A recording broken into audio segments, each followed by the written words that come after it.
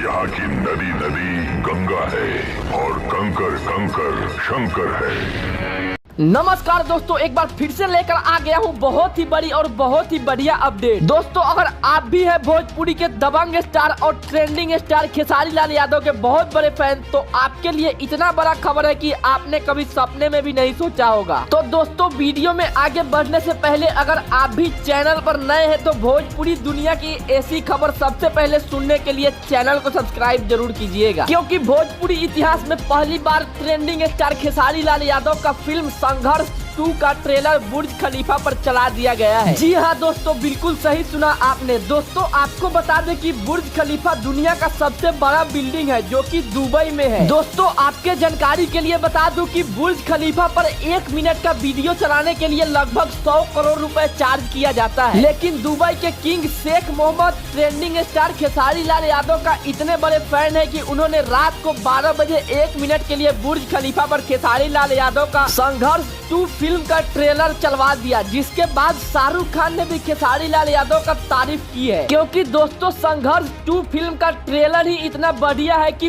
पूरी दुनिया में इस फिल्म की तारीफ हो रही है। तो दोस्तों, वीडियो में दिया गया जानकारी आपको कैसा लगा नीचे कमेंट बॉक्स में जरूर बताइएगा।